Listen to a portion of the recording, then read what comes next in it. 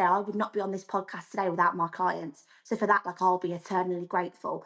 They've took my business to next levels. They've helped me develop my business. They've done everything in a way for me, obviously with my own hard work too, but they give you that motivation. They keep your business going, then by telling word of mouth and referring to friends and family, sharing your posts, certain things in business is physically impossible without that client base. And I think that is so, so important. I think we've got to have the uttermost respect for our clients in every way, in every industry, the restaurant industry, the your local shopping centre, everything, because we wouldn't be existing without them. You know, it's not a thing about like them coming in and paying you loads and loads of money, because it doesn't matter. It could be £2, £3, but them walking through your door is like so important to your business. So for that, I always put the client first. I'll always put their needs first, because that's also going to keep that friendly relationship with your client and want them to come back.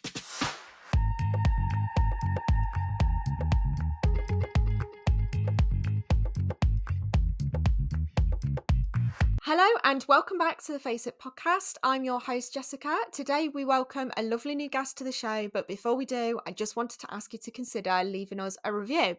If you are an Apple user, go to your podcast app on an Apple device, search Face It podcast and write a review. Tapping the stars just rates us, which is great, obviously. Thank you very much for leaving us a rate, but leaving a few words really helps boost our rankings, and the bigger the podcast gets, then obviously the more amazing featured guests we can get on board with us. So thank you very much for those of you who have. Don't forget you can rate, review and subscribe wherever you get your podcasts as well, just not on the Apple Store podcast app. If you'd like the chance to come and chat to me about your experiences, share your stories and expertise, then of course let me know. You can find us on Instagram at FaceItPod or message me personally at Jess_Messenger. I love to speak with you about your businesses. It's fun. I love it. I love digging into all the nooks and crannies of the things that you guys do, and obviously dragging out all your expertise for our guests that come on, and also for our listeners who have plenty to learn from you. It is now, though, time to introduce our guest today. So Molly Burton from Filled with Love Aesthetics, welcome to the Face It podcast. Hi, you okay? Yeah, I'm very well, thanks, Molly. Thank you so much for joining us today. So you've been in business for nearly 4 years now. What do you love most about aesthetics? I think that is such like a kind of broad question, because there's so many things that I love about the job. But I feel like one of the main things that probably a lot of people in this industry would relate to is the sort of new profound confidence that you see within your clients. So, you have some clients that come in that are very insecure about a certain feature, maybe on their face or their body. And when you kind of achieve exactly what they're wanting, that feeling is probably the best feeling ever. It's kind of like indescribable, really. And that sounds really exaggerant, but it is really like amazing. I've had clients cry, I've had all sorts, and it just is the most rewarding feeling. And I feel like making people walk out of this building knowing that they're going to have that new confidence, where they might be able to take a selfie and post it, or go out and feel a lot more confident in, like, I don't know, say a club photo camera or anything like that. Mm. It's like, it's just incredible. And I think this industry really thrives off that. Yeah, it's job satisfaction, isn't it? Big Yeah, time. definitely. I think it's nice to be able to impact someone's day like that. And I think especially with aesthetics, it's different from a nail appointment or getting your hair done. Like, yes, you still get that satisfaction, but there's really something about, a feature that someone has really disliked for a long time. Yeah. And being able to just do something so small, but then make such a big Such impact a to that massive person. difference. Yeah. Yeah, I completely agree. It's just incredible. And I think every day when you get that, you just think it makes you want to go again. Do you know what I mean? It gives you the power and that to keep carrying on doing this job, because it's just so rewarding. Yeah, absolutely. What makes your clinic special? Why do clients choose you, do you think? And I know that people hate answering that question sometimes because they feel like they're a big ad. It's not at all. Like, every clinic has got their own special sauce, as I like to call it. Yeah. So, why do your clients come to you? I feel like you said, you don't want to come across too cocky by saying Yeah, this, but no. I feel like I am very approachable. I feel I really do understand my clients, and I do really listen, and we work together. So I always say to my clients that we're a team. So Mm. you listen to what I'm advising you, because obviously I'm the professional, but I'm also going to listen to what you want, because if we can work together to achieve that, that's when you're going to get your best result. I feel like listening in this job is super important, but also being understanding that certain clients are a lot more nervous, or certain clients, have a higher expectation, which is absolutely fine. So treating every client like an individual, and not that like they're a number or someone that's just coming in like this. I've put it back to like a personal experience. I've been in places where I've kind of felt like I'm on this like rotating wheel, and there's like people coming in and out of clinics, and it's really kind of off-putting. And I don't feel like I work like that. Everyone has a very allocated time slot. I over probably overtime for people, so I do really get that time to connect. And a lot of my clients probably would say, if they were all here in the room now, that they kind of class me as a friend. I'm always on standby. I'm always here to help, which I think is in this job really important, because we're dealing with people's faces. You know what I mean? We're not just dealing with, like you said, some nails or some hair. Like, this is someone's face, so you really have to show that they can trust you. And I think it's a really important thing in this industry that you can be like that. Yeah, I agree. I completely agree with you. I've had obviously a few people come on and say a similar sort of thing, really, and I think it is that makes you stand out from, other practitioners who maybe aren't in it necessarily for the right reasons, or Yeah, maybe don't have that bedside manner. It isn't They're the skills you can't teach in a course. I think no, they're ingrained in an individual. It's part of your personality as a practitioner. And I think it's quite hard to teach that bedside manner. So I yeah, completely agree. absolutely, if I you think it's naturally really have it. important. Yeah, I think it's really important as well to be able to say no, because I see so many like people or practitioners, or let's just say clients, that come in and their lips are like heavily migrated, and I'm like, did you never get told no? Like, did they just Mm, carry on? They're like, yeah, they never said, like, that's one thing I wish they'd said. And I just think, it's okay to say no, even if the client goes elsewhere and gets the treatment done. That's not a reflection on you. That's actually a good thing, because you're setting a boundary and like a mm, prerequisite for everyone, that this is how you work. And I've said no to a lot of clients, like, actually, you don't need that, you need this, or I'm not happy to do that. If you want that, go elsewhere. Because at the end of the day, it's our reputation, it's our names on their faces. You know what I yeah. mean? Like, I just don't think that's worth it. No money is worth that. I'd rather just say no, and that's kind of it. I totally agree. I've said before, it is like slapping your logo on someone's face and then they're just Yeah. wandering around with your logo attached to Yeah. them. And that's very Yeah. much how it is as a practitioner. And yeah, just being a little bit wary, but also it's having that integrity in your work, isn't it? As well, even reputation aside, it's just being able to sleep at night, I think, and thinking Yeah, I've definitely. done the right thing today by someone, even if that individual doesn't see that, because sometimes they don't. Clients don't see that. They just want what they No. want, and I get Yeah, they that. want it But like that. Yeah. yeah, you've done the right thing by that client, even if they don't necessarily see that being the case. 100%. I think it's like looking out for things as well. Like, I know we're going on a bit of a tangent here, but things like body dysmorphia. I feel like in this industry, we do see a lot of clients that, well, I see a lot of clients coming here telling me they see things that I can't physically see. And it makes them sort of my job a bit difficult, because they really see it and I really want to help them. But then at the Mm, same time, you've got to then sort of have that understanding of, actually, is this in their head or is this real? Because mm, how I work is, if I feel like I've got any signs of someone that's got maybe a mental health illness or anything like that, I won't treat them, and I'd maybe talk to them instead about, having a real good think about it, looking into the treatment more, because I find we're unfortunately in an age where that is very rife, and we are all comparing ourselves to each other, and it's not the greatest, it's not nice, but I think it's so important to pick out your clients that are like that, because treating them, they're going to want to keep getting it done, and nothing will ever be good enough. So I think you've got to be really careful as well. Make sure you're picking the right clients. yeah, I think you're totally right. And it's again, it comes back to having that integrity in what you're doing, and putting their health first and their Yeah, needs first, even if that's not they're not putting themselves first. I yeah, think it's our exactly. Yeah, job to make sure that we do. yeah. And they don't make a catalogue of bad decisions based off emotion rather than what's What right actually is for them. needed. Yeah, I agree. Yeah. I can tell by your marketing message and our pre-interview notes. I do pre-interview notes for those listening with everyone, just so I can get a little bit of an insight into somebody, and then a bit of background research. You're very focused on putting your clients first, building client confidence, appreciating your clients for being integral to your business success. Tell us why you feel so strongly about that part of what you do. So I feel like this is so important in kind of any aspect in life. So for my industry, for your local shop down the road, for a hairdresser, for a nail tech, for anyone that's kind of got their own business, is that the clients that walk through that door, no matter what business you are keeping your business alive. You know, if we would not be here today, I would not be on this podcast today without my clients. So for that, like, I'll be eternally grateful. They've took my business to next levels. They've helped me develop my business. They've done everything in a way for me, obviously with my own hard work too, but they give you that motivation. They keep your business going, then by telling word of mouth and referring to friends and family, sharing your Mm. posts. Certain things in business is physically impossible without that client base. And I think that is so, so important. I think we've got to have the uttermost respect for our clients in every way, in every industry, the restaurant industry, your local shopping centre, everything, because we wouldn't be existing without them.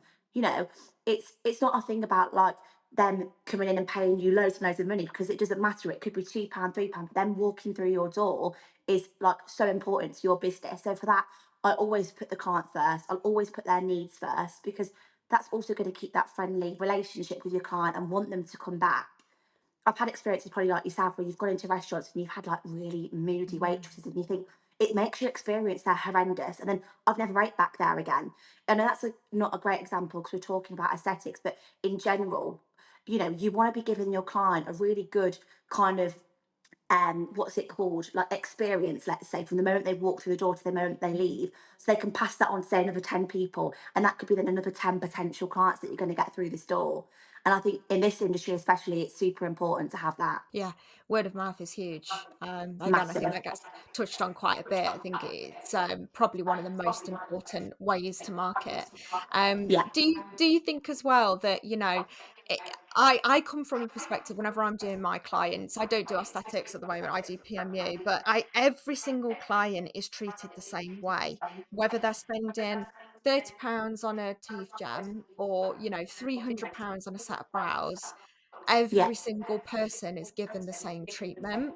And I've worked in companies before, I've been around companies before where if someone's spending a lot of money, they almost get a special treatment. And I'm like, Yeah. but why doesn't every client get that? I don't I understand agree. it. No, and every client should be treated as an individual and the same. We're all Yeah. people at the end of the day, no matter what. No matter what we come from, where we come from, who we are, we're all people. And I think that is super important. I have that no matter who you are, what you are, where you've come from. It doesn't matter.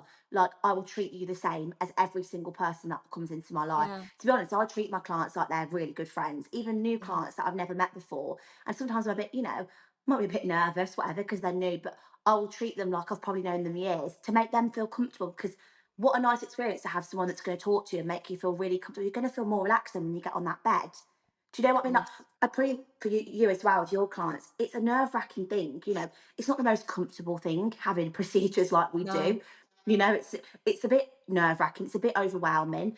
So making them feel the most comfortable we can, I think, is really, really important. I completely agree with you. This whole thing of, oh, because they've got that much money and they've got that, I think it's ridiculous. Mm. I can't really comprehend it, to be honest. No, I think as well it says a lot about your service level because if you're providing a rock star service just as a norm, that's your norm. You go in every day and provide a top tier service as best as you can, day in, day out. There's nothing more to give someone that walks in with loads of money because you're Yeah, already, it's like, it's just you're what already you giving do. it. That's your Yeah, standard. Whereas I feel like it's like, oh, so you only reserve certain levels of your service for certain kinds of clients that come in. It's a bit like, so you're missing out on providing a stellar service every day. all through. Yeah, Like, no, why I would you agree. not want to set that as your standard? So, yeah, just thought I'd get your opinion on that really, but certainly how I feel about it. No, I'm How has completely the same. yeah, how is customer centric, being a customer centric focused business helped you to grow your business? I know we've touched on that in terms of referrals. Yeah, I think going back to kind of referrals, to repeating ourselves a little bit, is like I said, word of mouth in this industry is like your key. Like, social media is great, everything, like, but I know we'll touch on that in a bit, but websites, everything kind of like that is fantastic. But having that person say to you, oh, I went to, say, Phil Will Love Aesthetics and I had an amazing experience. I got this, this, and this. She made me feel really amazing. I've even booked my next one. That's going to make then the other person be like, oh, can I come next time? Or would she get me Mm. in? Or I'm going to have a look at her Instagram. Like, I had a client in yesterday. She was like a middle-aged lady. She was so, so lovely. And she basically said, because I always ask my clients, I don't know about you, like, how did you Yeah, hear about I me? Like, do. how did you find me? Yeah, I love to um, know. yeah, it's really good to know, isn't I it? I like always to feel know like, which bit where of my did you see me? marketing's working.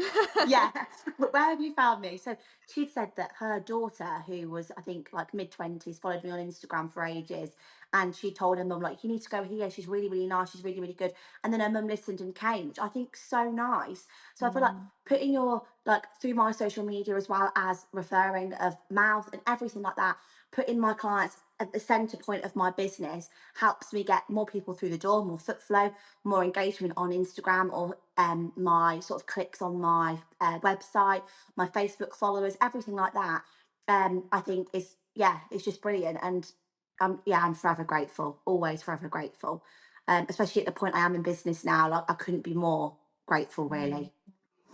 yeah, Which I no, think as well, I don't know about you, I'm very, I'm quite spiritual. I don't know about you, yes, and I very believe in manifestation. Everything happens for a reason, yeah, and I really do feel like things in this industry do happen for a reason, and you fall into things unexpectedly, and it's quite mm, crazy. And I feel like the butterfly effect again is another amazing thing. But I also think gratitude really helps you grow, yeah. and that's why, like with every single person, probably like yourself, I'm so grateful because I feel like showing gratitude really helps you then excel in other things in life. Might not just be this industry, but in other things. And I always try and give back, which I also think is a really important thing to do.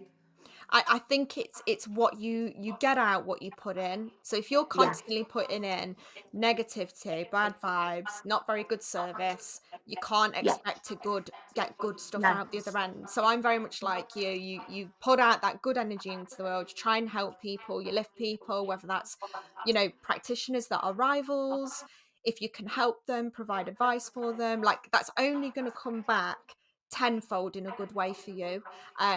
So 100%. yeah, I'm fully in that more spiritual side of doing business. I'm with you on that. And it's funny, I was Yeah. just about to go on to my next sort of point really, which is that I think I work quite similar to how you do, which is probably what stood out when I was looking, sort of Okay. researching you and having a little Love look. that. Yeah. Rather than clinging on to clients for dear life, you seem you would rather educate, let them choose, make decisions that are right for them. Why do you think this approach, instead of fearing them going somewhere else, is the approach you've decided to take? So I'm gonna like go back a couple of years ago now, and I'm gonna be like completely honest and raw. I was the latter. So I was really, really bothered about seeing clients go elsewhere. It used to really upset me. I used to get really upset to my parents, anyone in my life really.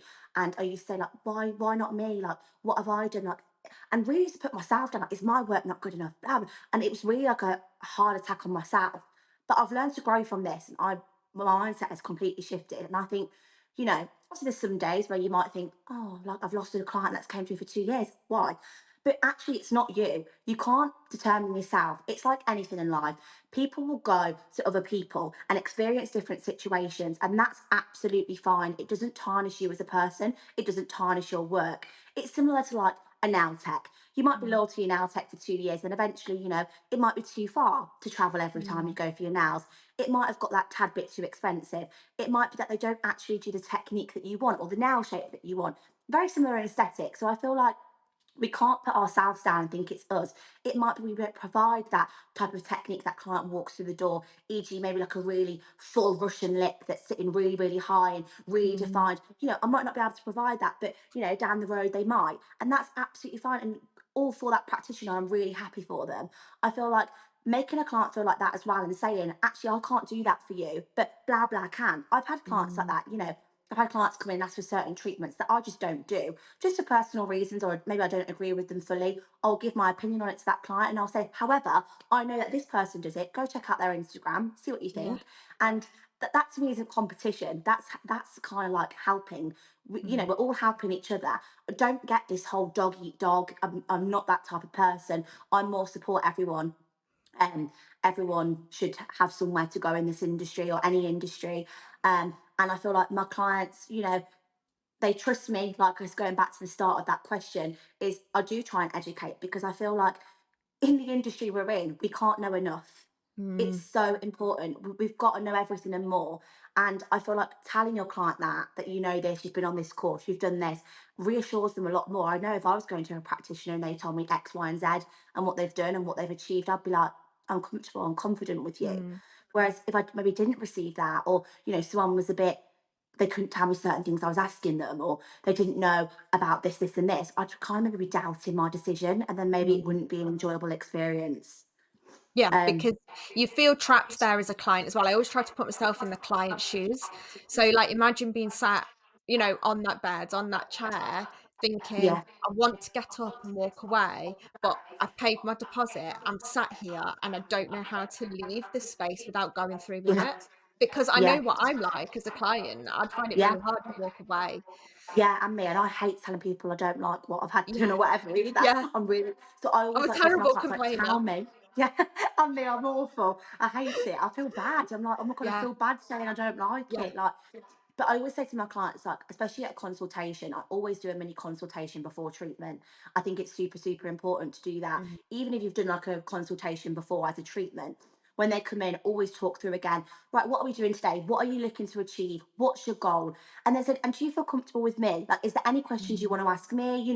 How are you feeling towards me? Like, I want to make sure you're completely comfortable. And are you happy for this to happen? Because obviously, if you're not, I wouldn't want to make them be like, get on the bed and think, I don't like this woman, or I don't Yeah. like this. Like, there's Or nothing worse. I'm having doubts, Exactly. or I've changed my mind since the last time I spoke to you and I want a different treatment, or Yeah. anything can happen in a client's, in the client journey from the moment they make initial contact to the minute that they've healed.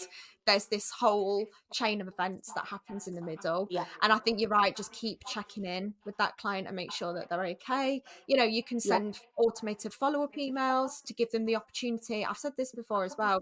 There's not enough automation in this industry.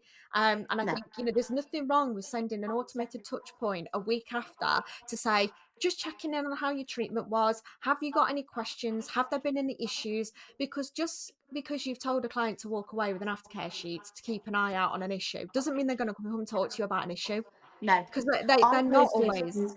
no, I completely agree. Sorry to interrupt you. I always give my clients my work telephone Yeah. number. So this is the thing that I started about 6, 7 months ago, and Mm, I felt like everyone had my personal number, and it was kind of like a bit draining. Like I felt yeah. like I was always on my phone. So now I have my work phone, and every single client has my work number, of which they can contact me in a clinic in a 24-hour period. Mm, Obviously, it's called my emergency phone, but also during working hours, if I'm available, anything like that, I'll have access to that phone where I can contact back.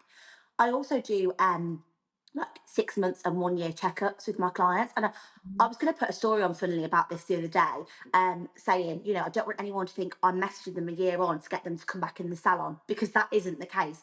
I'm yeah. literally just making sure you're all right. How is your filler settled? Have you got any questions regarding it? Do you want me to have a look at anything? And I think them little things going above and beyond, yeah, it's a year later. In that time, they might have gone somewhere else, which is absolutely fine.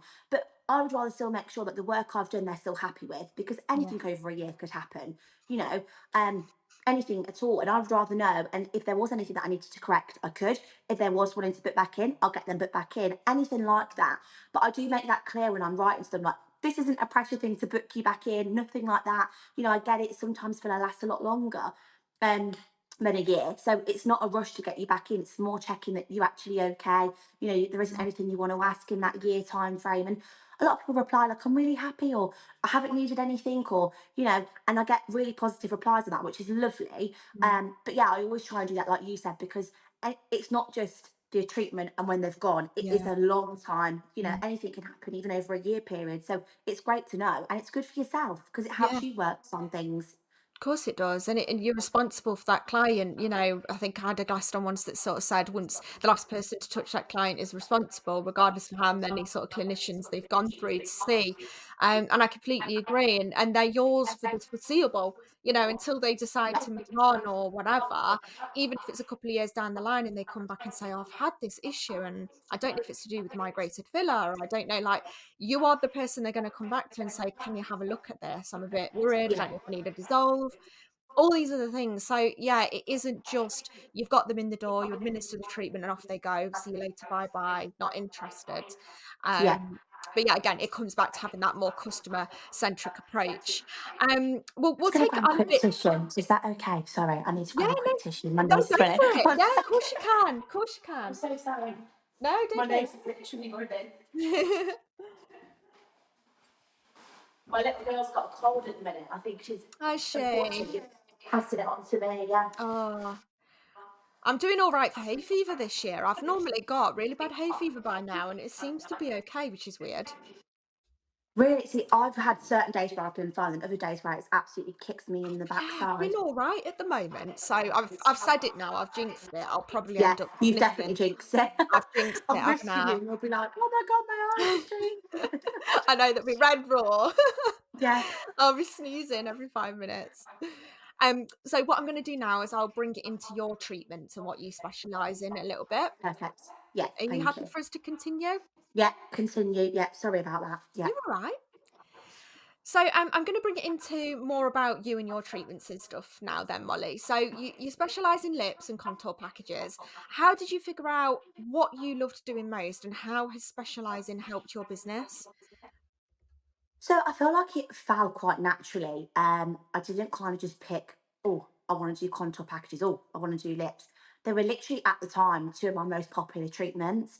Mm. I think in most practitioners, lips probably is their most popular treatment. Majority of people nowadays have lip filler.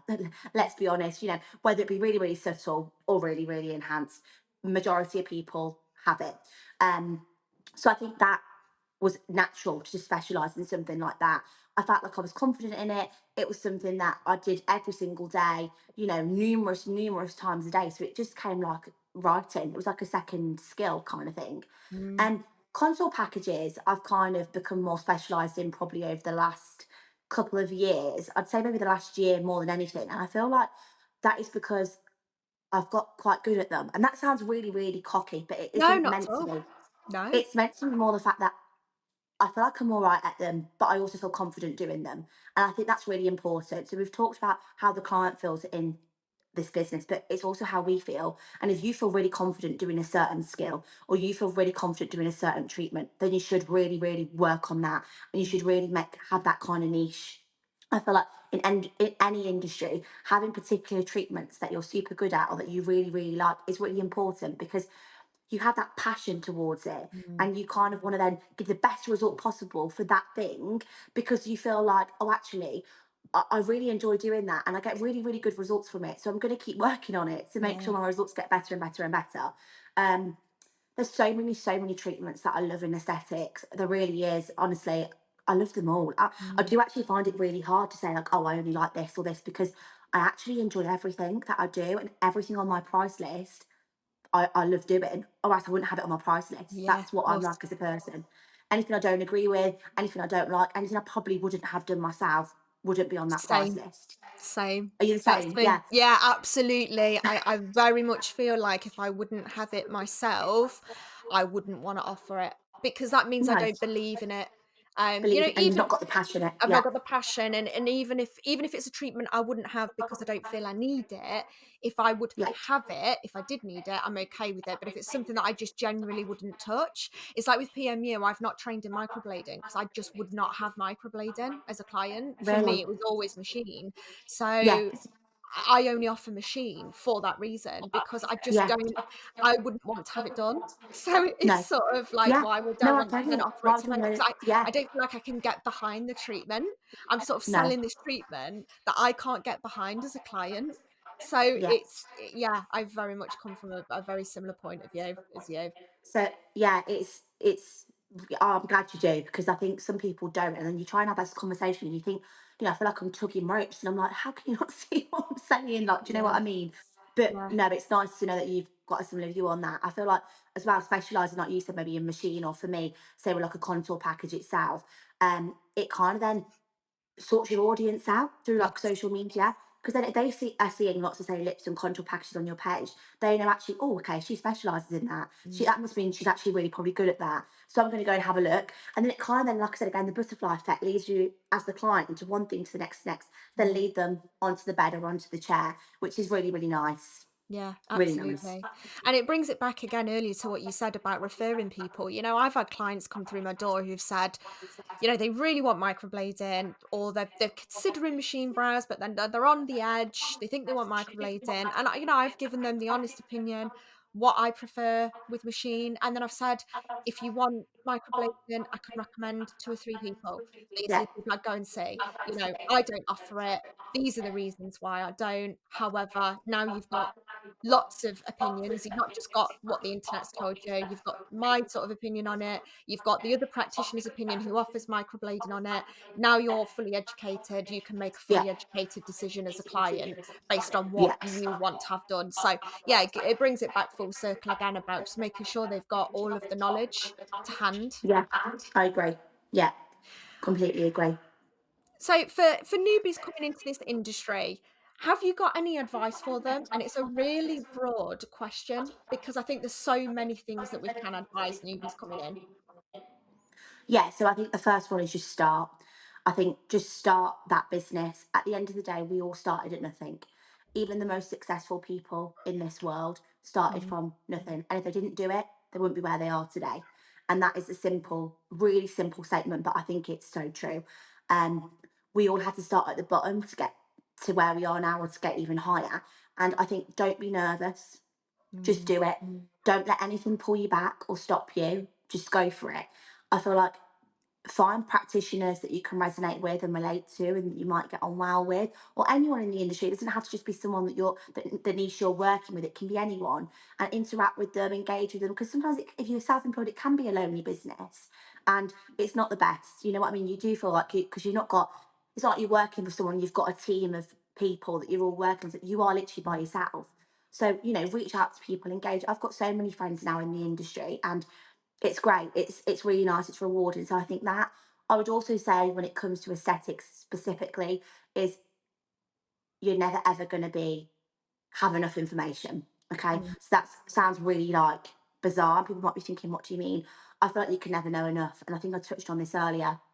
It's an industry where you've got to constantly learn. I feel like at the end of the day, we're doing something that's on the verge of surgical, and mm, the learning on that is never ending. And I think, for example, myself, I'm on masterclasses every few months. mm. Even for things that I've done maybe 5 masterclasses before, I'm still doing it because I feel like there's never enough knowledge. I go on complications courses regularly because even though I know my complications, I feel super confident with them. I feel like it's something that you can never know enough of. Do you know what I mean? Yeah. Like, and I would tell any new practitioner that, like, you might feel so confident, you might feel amazing, you might think you're Mm. absolutely incredible, but there's still a way to go. And people that have been in the industry 1 year, 5, 10, 15, etc., will probably all say the same.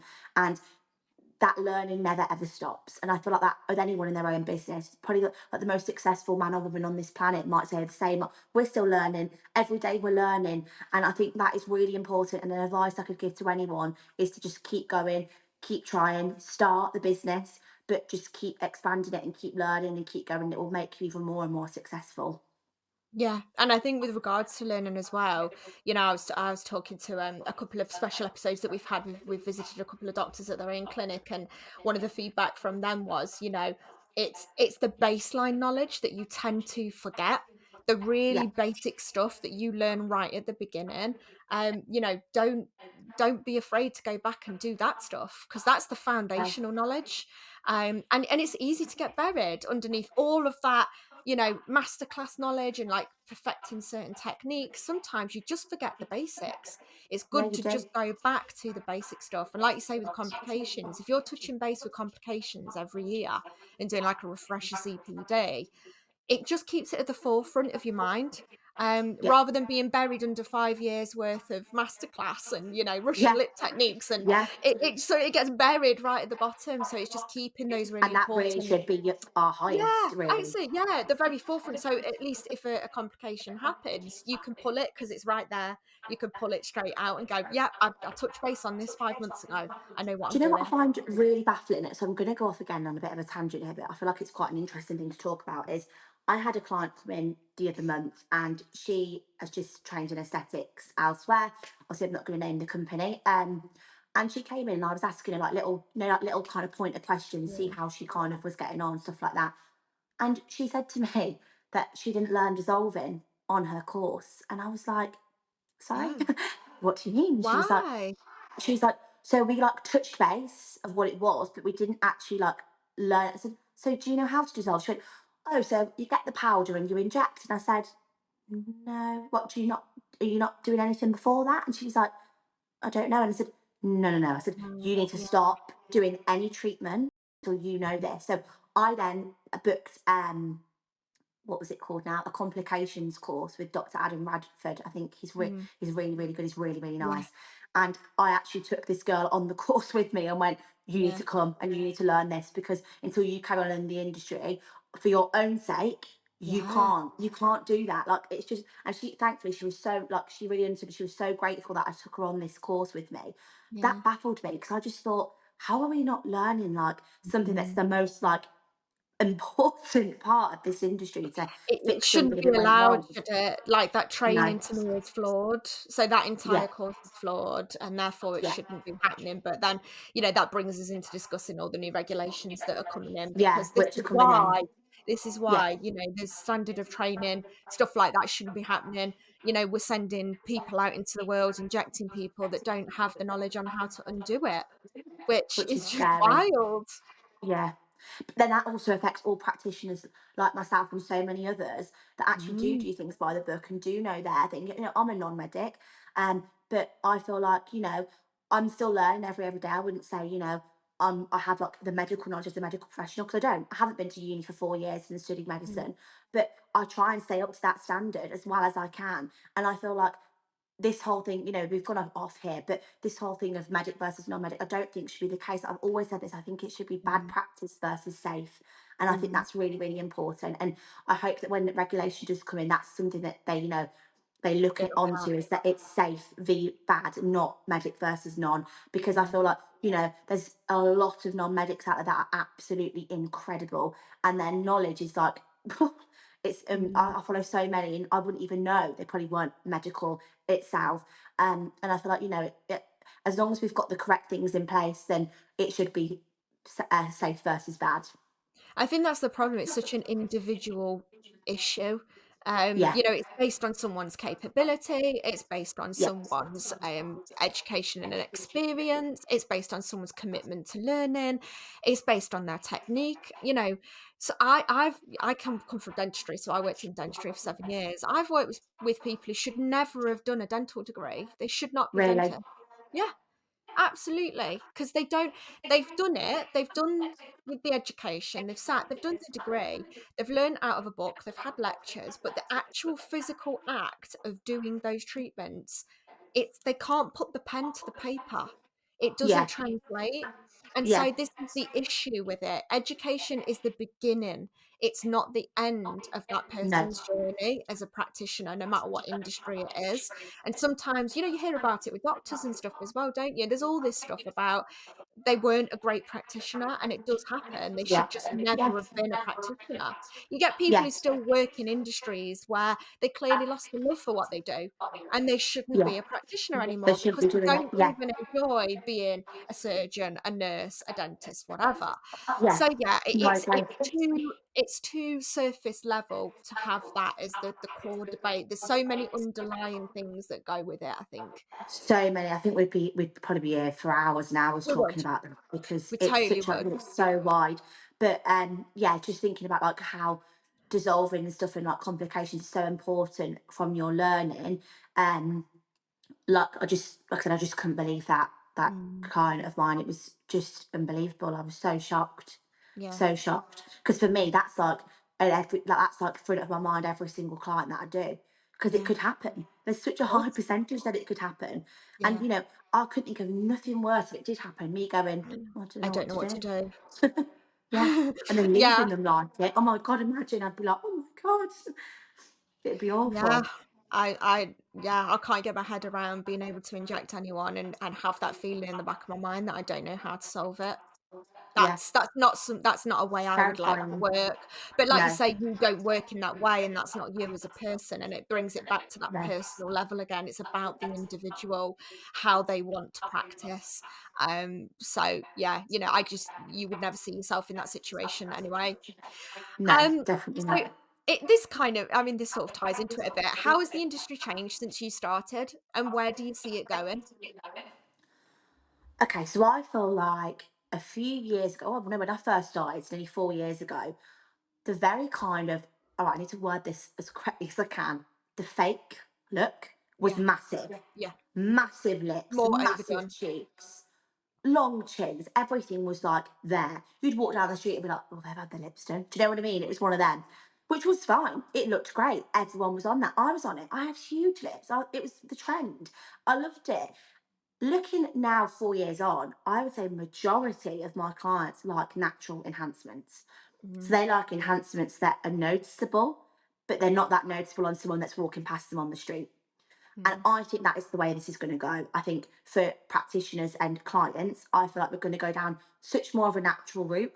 It might do a 360 again eventually, but I feel like we're all a lot more, not people are becoming a lot more wise to things on the earth. That they know a lot more, and everyone's becoming more mm, like open to things. And I feel like people don't really want that kind of, I hate saying fake because that's not the right word I want to use, but that kind of like overfilled. enhanced, Yeah. volumized, overfilled Fully look. fully enhanced, yeah. Yeah, people are becoming kind of more, they don't really want that, and that isn't what they want other people to see. And I feel like it definitely has reduced massively. I feel like I have a lot of clients that come and go really, really natural. I don't want anything but Mm, natural. And I'm like, okay, that's absolutely fine.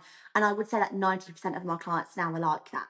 I'd say, mm, I have the odd 10% that might say, I want really big. And I'm like, absolutely fine. I'll do them as well as I can. But I feel like my personal preference to doing filler is the more natural approach, mm. and that's just me. So I can try and achieve the look they're wanting to achieve of big, anything like that, but I feel like I like doing natural. I feel like a lot of people do, and I feel like it looks great. And I feel that's the kind of way we're going to go. Everything in life is a 360, so we probably will go back to that in Probably. however many years time, because Mm. it's like Crocs. I'm wearing a pair of Crocs now. I didn't wear I know. Crocs for Couldn't years. stand You them know what I 5 years mean? ago. Yeah. It's like, oh Yeah. my God, I can't believe when I was younger I wore Crocs. Now I'm wearing Crocs again and I love them. It's it's so weird how this earth works and how the world Yeah. works and what happens. But I feel like, yeah, the industry at the moment is going very much that way. I feel like more regulations are coming into place. I do feel like we'll get regulated eventually. I hope we do. I really do. Mm. Um, I feel like, a lot of people will drop off here and there. I feel like people that have been in the industry years may not carry on with aesthetics. I feel like they might go into maybe more social media managing or Mm. mentorship. I feel I've That seems seen to be quite a happening a few. lot. Yeah, Yeah, a few of happening my a lot. favourite practitioners have stopped like Mm, practicing as aesthetic practitioners, and I'm like, oh my God, I've followed you for years. I love your work, mm, and they've gone on something completely different because they feel like they've sort of outgrew aesthetics now, mm, which I don't know if that's going to happen more of. I don't know, but I have mm, definitely have seen that recently, which is crazy to me. I would never have thought some of these practitioners would give up mm. I practicing, think but as they well love their it's new one. the online space, isn't it? It's in the last 5 years, we've had a lot of changes in the online space. I mean, TikTok wasn't Yeah, even a thing for a start. no, So no it lockdown that hit, didn't it? exactly. TikTok. So Well, for me, it's it did. Yeah, the world has changed. I think there's more opportunities in the digital space than there ever has been. So yeah, I think for those people that are more um personality types that quite like doing all that stuff, I can see why it's quite appealing to make a living doing that. But I think that will have its time as well. I mean, I've been working in coaching and mentoring for the past 3.5 years, and yeah. I've seen a change in it. And I think Have give you? it the next few years, I think that will go to the end of its cycle as well. And I think as people get more savvy about the courses they're purchasing, the coaching they're purchasing, not being willing to part with their money in the same way that they were maybe 5 years ago. Yeah, I think everything has its cycle. I completely agree with you. So I can see that for coaching too. Yeah. Going on to that money thing, actually, I think it's another thing. I feel like we have hit a thing of money at the moment, haven't we? We're living in more like, I hate saying cost of living crisis, but it's kind of the It's best word true. for it. People Yeah. are struggling. People are Mm, really struggling. And there's so many bigger things in the world that are going on than someone coming for an aesthetic treatment. So I have seen in certain aspects that throughout the industry, certain people are spending money on different things. They're going longer. I have mm, clients that would come regularly for things like their Botox, and then I'm not seeing them half as much. They're still coming, but their money, unfortunately, is not being yeah. spent They've got to on stretch things it like that further. because, yeah, because if you think this isn't a necessity, this is something nice, this is a treat. Do you know Mm, what I mean? And people are spending their hard-earned money now on things they have to, like mm. bills they've all gone up, everything like that. And I think that has also not maybe impacted the industry, but has had a slight effect on certain practitioners or Yeah, people. I don't know if you've definitely. seen that in Oh, yourself. yeah. People go Yeah. longer for top-ups and all sorts. Yeah, just in general. I mean, every industry in general, Yeah, it's definitely had an impact. Obviously, I speak to a lot of different types of practitioners. I speak to yeah, different types of businesses, not even in this industry at all. People who are in product business and stuff like that. Yeah, it's definitely played a big role in the available cash that's around for people to spend on these things. So, like you say, I think we've just got to get a bit smarter, offer payment solutions. We have finance and things available, offer ways that yeah, people can split that down, offer packages exactly. where they can split the cost of the package over, a 6-month period. You've got to get quite savvy as a business owner about how do we adapt to, the how things are going, globally and within the UK economy. You have to adapt your processes. And I think it's the ones who don't adapt that will get left behind. I agree. I completely agree. I try and give my clients different payment plans. I have quite a few different ones that I offer. Um, I try and do now tailored packages. It's a new thing I've brought in. So Mm, packages tailored to that person. So it's like a personalised package. So they might want, say, 3 or 4 things doing. And rather than paying individually, which they used to do, yeah. I've kind of now made it that, okay, so if you're going to have X, Y, and Z, let's work out a price for you so you're not having to expend all this money out. And I think Mm, again that then goes back to one of our first questions of how, as a practitioner, you kind of stand out is mm, making like every client feel comfortable and giving them that opportunity that they can have these treatments done and you can work around them and yeah. let them have them done by giving them other options, like you said, finance or Mhm. I go online, don't know about you, and the easiest thing for me to do is I always just click Klarna. I know that's not the Yeah. best thing to do, but I do. Mhm. I probably could just pay it outright, but for me, I'm like, oh, I'd rather pay it in three. It doesn't feel as bad. Like, it doesn't Yeah. feel like you've got loads of money coming out of the account. And I think being Mm. able to knowing I do that, being thinking, well, majority of people are probably like that. So offering something like that here Yeah. in store, I think is super important. It is. I think it is. You've got to be as malleable as possible as a business owner, and being really, really rigid in the only ways that you will approach that relationship, I think can be harmful and detrimental when you're not taking into consideration the impact of the economy on your clients. Yeah, it's a two-way street, isn't it? I think. Yeah. Um, so everyone has a different route into aesthetics. What were you actually doing before, and how has it shaped you in running your own business now? So this is quite. I was literally doing nothing in this industry. I was doing admin at the Mm, time, which, oh my God, I hated. I literally hated. It was the worst thing I've probably ever done in my life, but it was a job and I was mm, grateful for it because it was still allowing me to go out, it was still allowing me to do things, but I couldn't stand it. I hated Monday coming round. And then lockdown hit, mm, when we went through all of that. And I just thought, I've got to have a career change. I can't do this. I can't go back to this. I mm. just can't. I wasn't in the mental capacity for it. I wasn't in a great place. I just couldn't do it. And a friend said to me, like, have you ever thought about going into something like aesthetics? And I was like, oh, I don't know. She's like, you get filler. Like, what do you think? I was like, oh, I don't know. I said, you're dealing with someone's face. That's a lot. Like, I Mm. don't know if I can have the pressure Pressure. of that. And she was like, why don't you just give it a go? Like, why don't you go and do just a bit of like online learning about sort of level 3 and 4 kind of anatomy and physiology and kind of see where you go from there. So I did that during lockdown. I did a couple of anatomy and physiology courses and then got my level 3 and level 4. And I thought, actually, I really like this. This is quite good. And then I got on a course, happened just after lockdown. I did my course and I think I qualified, so it'd be 4 years in September this year. Amazing course. I met a really good friend on that course who I'm still really good friends with now. That's nice. She's absolutely lovely, and we help each other so much through industry with tips, tricks, advice. She's Yeah. great. I love her to bits. And I'm so grateful because I wouldn't have her in my life now if I didn't do that.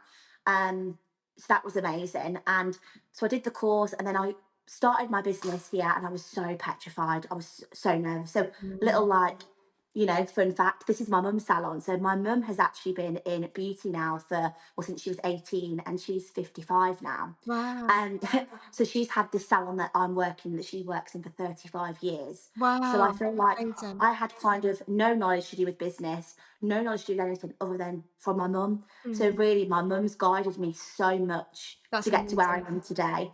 I know obviously we're completely different industries. She's beauty, I'm aesthetics, but that doesn't matter because business is business. So she's taught me tips, tricks, Mm, everything you can imagine to keep my business going has come from my mum, hasn't come from any previous job experience, hasn't come from the courses that I did. It has come from her. And, mm, we're a great team. We love working here. We're very central. We're from Coventry. So we're very central to Coventry. We have people come from all over. Literally, they mm, travel. People that we've had clients for years that maybe have moved away and now they still come.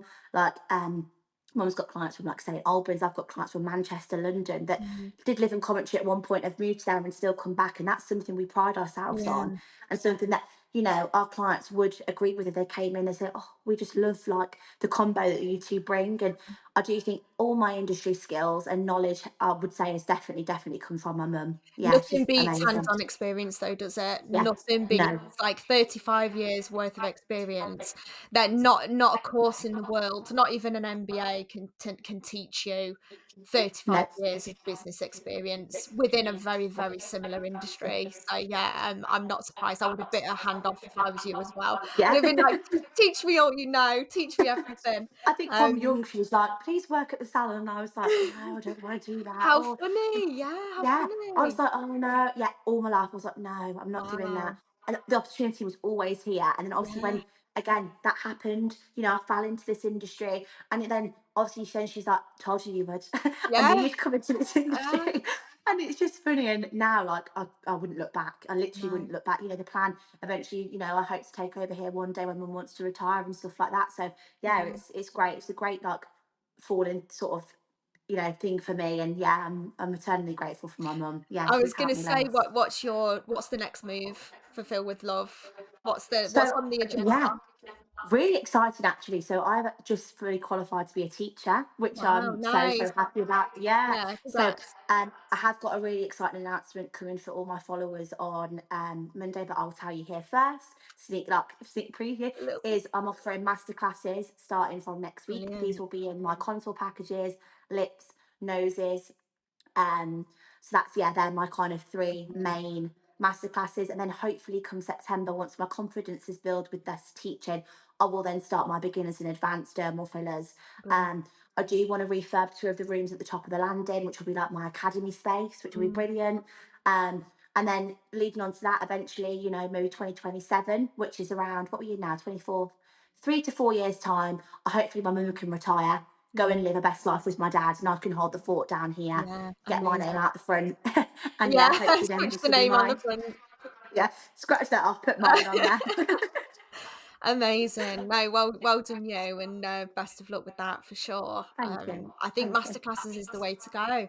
I think it's a Yeah, really, really good thing to offer, just specialising in one or 2 areas where you can pass on that knowledge to yeah. practitioners that have already done all their basic training as well. Yeah, I and think that's is what I'm really good. excited about. Yeah, Yeah, meeting other practitioners again. And, I've had for about a year now so much interest in people asking me little things about, say, my contour packages. And I think that's yeah, because obviously they're on my page quite a lot. So it's seen quite a lot. And people are like, "Oh, how do you get your chin like that," or whatever. So I think it's going to be exciting now to put this into. I've just had all my manuals approved by CPD. Like, everything's been done. It's all dusted. Everything's ready. They're in design at the moment. So I keep getting like sneak previews of my manuals. I'm like, yeah, "Oh, this getting all is so exciting." excited. I'm so excited. Yeah. I just can't wait. I just hope that people book on. I'm like, "Oh my God," I hope I have people book on these courses because I am really looking forward to it. I think it'll be really, really good. Yeah, brilliant. No, congrats to you. It's hard to get a Thank course you. off the grounds. Yeah. You are a Faces user, Molly. So, what features Yeah. do you use? Which is your favourite and why? So I use my two main ones are consent and medical forms and aftercare forms. I've used this now since I started 4 years ago. I feel like Faces has grew so much in that time. Mm, It's like crazy. That when I first got Faces, I think it literally was consent and medical forms. There was literally nothing else. I think maybe the pharmacy, but that was literally it. So yeah, that is obviously the pinnacle thing that I use here in the salon. Every single client has a face's kind of profile, and it's great. I can just click on, find the person, send them the information. I just love it. It's so handy. It helps having to go through files and files of paper. Um, and my second one, obviously, is the pharmacy and the online shop. I think that is so, so handy. And especially to new practitioners, that is something I'm going to tell them about on my courses, is that you've got so many prescribers on there. It makes it so much easier than having to find a prescriber. Like, my prescriber on there now is fantastic, and I'm so grateful for her. She helps me with everything, and I wouldn't have found her if it wasn't through Faces. So yeah, that part of that app is like amazing. The online shop, like there's so many things on that online shop. Like, I spend some days I just sit there, I'm like, oh my god, yeah, I could do with those needles, or I could do with that, or that. Like, it's great. I love it. I've just seen they've now got the calendar, so that's really, really cool. At the moment, I use Fresher as my booking system, but that maybe is something I might think about moving on to, because how handy having it kind of all in one place. But that's Yeah, just a that's the bonus. idea, it's all in one place. You've got your booking link now and people can come straight through, book on, it goes into your calendar, automatically forwards their consent form, and, they can take out finance directly through there as well. So it Yes. does make the process automated and smooth. But also, if you are gonna mention, faces to your students, Yeah. you've got an affiliate. I don't know if you know, you've got affiliate link as well. Oh, And wait, no, I didn't know. basically, if you give them their affiliate link to download the Faces app from, every time they make a purchase on the shop, you will make money back for the lifetime of them purchasing Oh, through wow. Faces. So you get it in your affiliate link there. So let me know at the end if you don't know where it is. I'll be able to show you where Yeah, your yeah, show me affiliate that, link because I've never heard is. of that. That's great. Yeah, you might as well Wow. utilize it. So yeah, there's lots of little funky features hiding in there. You have to have a little look Yeah, around. that's really good. Mm. So we're bringing it to the end now, Molly. Like, it's been fantastic to speak with you. You've been so good. Can you let our community know where they can find you online? Yeah, so you can find me on Instagram. So my Instagram handle is filmwithlove_aesthetics, or you can find me on Facebook as Film with Love Aesthetics, or my website. At the minute, my website might be undergoing a few like little technical things, because we are getting the portal online, for obviously masterclasses and stuff like that. So that might not be the easiest way to find me, but definitely Instagram or Facebook. You'll see me. I'm right there. My face is there. And yeah, just literally come, connect, join, talk to me. I'm quite approachable. So yeah, it's always good to meet new people. So yeah, I'd love you to follow Absolutely. me and I can follow you back. We'll pop your links anyway in the show notes, so people will Yeah. just be able to connect with it there on the YouTube channel. But thank you so much, Molly. You've been It's okay. amazing. We've had a really good conversation, and obviously, best of luck with everything, Thank especially you. best of luck with launching the courses. Thank you. Thank you. And we'll have to touch base in a year's time or so and see how you're Yeah, getting on once you're that'd be well really integrated good. in your teaching. Yeah, that'd be great. Yeah, I'd love that. Yeah, that'd be really nice. Thanks. Thank you so much. Thanks for coming on. Thank you so, so much for having me on the podcast. I've loved it.